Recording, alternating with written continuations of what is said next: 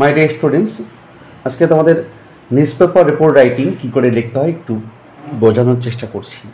How to write a newspaper report. Class 9-10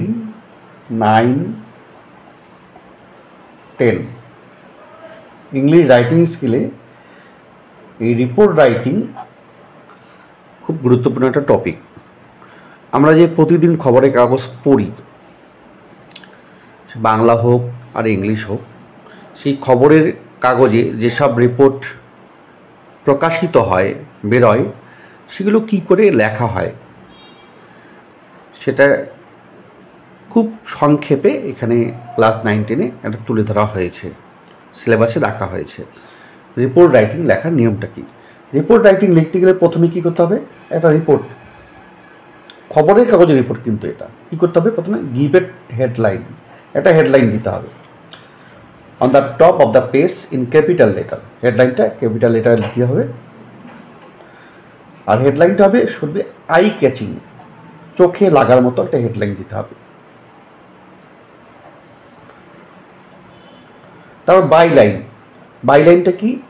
এই বাইলাইনে এই কথাটা উল্লেখ করতে হবে, by a staff reporter from our local correspondence. এটা কীভাবে লিখতে হয় ভিডিওটা দেখো, আমি পরে বুঝিয়ে দিচ্ছি একটা উদাহরণের মাধ্যমে।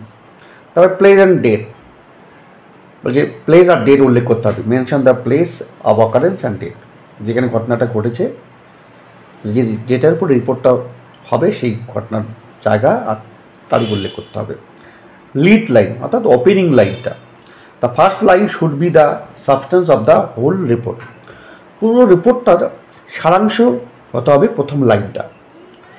আর 5 Ws এটা উল্লেখ করতে হবে, what, when, where, why, how. এই কথাগুলো রিপোর্টের ক্ষেত্রে কিন্তু মনে রাখতে হবে। কৃষির উপর রিপোর্টটা কখন, কোথায়, কেন, কিভাবে, এই কথাগুলো উল্লেখ করতে হবে। স্টক ওয়ার্ডস, রিপোর্ট রাইটিং করতে গেলে কিছু স্টক ওয়ার্ডস, কিছু জিনিস মাথায় রাখতে হয়। যেমন কি স্টক ওয়ার্ডস কি? According to an eyewitness, একজন প্রত্যক্ষদর্শীর মতে, এরকম কিছু কথা উল্লেখ করতে হবে। According to the our reliable sources, আমাদের নির্ভরযোগ্য সূত্রে। অ্যাকর্ডিং টু দ্য পুলিশের মতে, এইসব কথাগুলো উল্লেখ করতে হবে। আর কোটেশন উল্লেখ করতে হবে, to make the report vivid. Quotation অর্থাৎ ডাইরেক্ট স্পিচ কখনো কখনো উল্লেখ করতে হয়। কেউ যদি বাইট দিতে চায় অ্যাক্সিডেন্টের রিপোর্টের ক্ষেত্রে, তো পুলিশের বাইট বা কোনো নেতার বাইট, হ্যাঁ, তাহলে কিন্তু সেটা কোটেশনের মধ্যে উল্লেখ করতে হবে। এই যে রিপোর্ট রাইটিংয়ে যে আমি কয়েকটা গুরুত্বপূর্ণ অংশ বললাম, সেগুলো কী জিনিস আসলে কি একটা উদাহরণের মাধ্যমে তুলে ধরছি। Model example of news paper report writing. Right a newspaper report within 100 words on a boat capsize. Use the following hints. এই যে বোট ক্যাপসাইজের পরে পয়েন্ট দিয়েছি কিছু। প্লেস, পয়েন্ট মানে এইগুলো কথা, এই সব জিনিসগুলো উল্লেখ করতে হবে। প্লেস মানে স্থান, ডেট, তারিখ, number of people in the boat, সেই নৌকায় কত লোক ছিল, কজ কারণ, নৌকাটা যে ডুবি হয়েছে কারণ, নৌকাটা দুর্ঘটনা ঘটছে তার কারণ, ক্যাজুয়ালিটিস ক্ষয়ক্ষতি, রেস্কিউ অপারেশন উদ্ধার কার্য, steps taken by the government সরকার কী পদক্ষেপ গ্রহণ করেছে। এই যে এইটা যদি আমরা রিপোর্ট করি, নৌকাডুবির ঘটনাটাকে যদি রিপোর্ট করি, কিন্তু আমি ক্লাস 9-10 বই থেকে নেওয়া, এগুলো আমার টেক্সচুয়াল। এই রিপোর্টগুলো আসলে টেক্সচুয়াল রাইটিং স্কিল মনে রাখতে হবে। তাহলে প্রথমে কি রিপোর্ট দেখতে গেলে প্রথমেই একটা হেডলাইন দিতে হবে। হেডলাইনটা একটু চোখে ধরার মতো হতে হবে।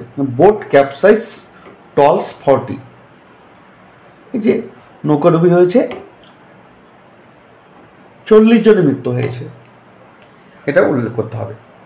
এটা হচ্ছে হেডলাইন। তারপরে যে বলছে বাইলাইন, মানে হেডলাইনের নিচে এইভাবেই উল্লেখ করতে হবে, বাই আওয়ার করেসপন্ডেন্ট এই কথাটা, অথবা এই যে বাই এ স্টাফ রিপোর্টার বা ফ্রম আওয়ার স্পেশাল করেসপন্ডেন্ট, এই কথাটা উল্লেখ করতে হবে।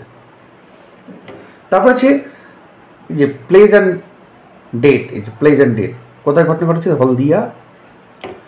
তারপর তারিখ October 12, 2014 ঘটনাটা ঘটেছে।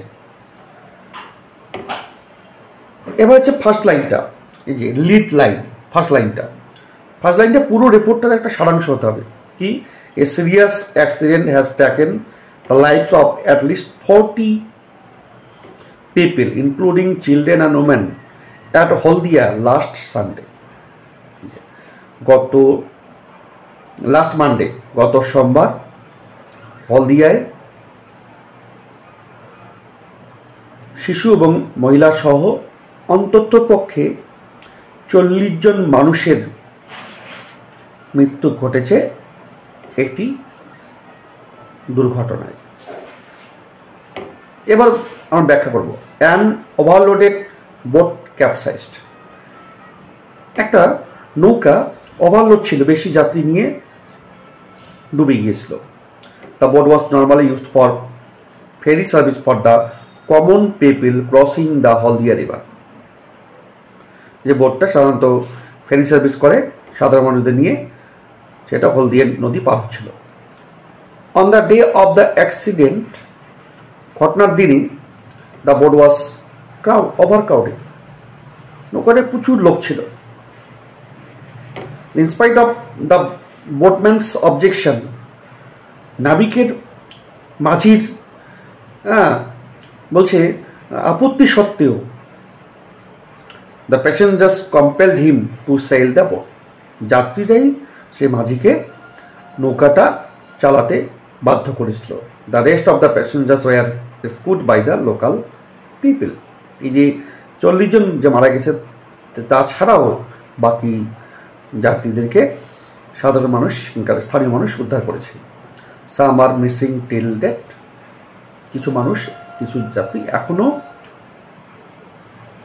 মিসিং রয়েছে, তাদের খুঁজে পাওয়া যাচ্ছে না। The government has Saint special rescue team on the spot, যে সরকার একটা বিশেষ উদ্ধারকারী দল ঘটনাস্থলে পাঠিয়েছে। And also assured kind of help for the victims in assured all kinds of help, all কথার উল্লেখ করে দেবে। Assured all kinds of help, all kinds of help for the victims, এবং যে সরকার যারা ভিকটিম, ক্ষতিগ্রস্ত মানুষ, তাদের জন্য সকল ধরনের সাহায্যের আশ্বাস দিয়েছে। এই যে রিপোর্ট এইভাবে উল্লেখ করতে হয়। আমরা যে প্রতিদিনের খবরের কাগজ পড়ি, এইভাবে রিপোর্ট কিন্তু লিখতে হয়। এই কয়েকটা জিনিস একটু মনে রাখতে হবে। খুব সংক্ষেপে আমি এটা তুলে ধরলাম। রিপোর্ট লিখতে গেলে কিন্তু একটু কাল্পনিক হতে হবে, কারণ এইটা ঘটনাটা যে ঘটেছে সেটা কিন্তু আমরা তার প্রত্যক্ষদর্শী নই, আমরা শুধু পয়েন্টসের উপর ভিত্তি করে রিপোর্টটা লিখলাম। একটু কাল্পনিক হতে হবে, একটু লিখতে জানতে হবে, লেখার অভ্যাসটা করতে হবে, তবে হয়ে যাবে, লিখতে হয়ে যাবে। এটা পড়ো, বন্ধুদেরকে শেয়ার করো, এবং অবশ্যই আমার পেজটা ফলো করতে থাকো নেক্সট আপডেটের জন্য।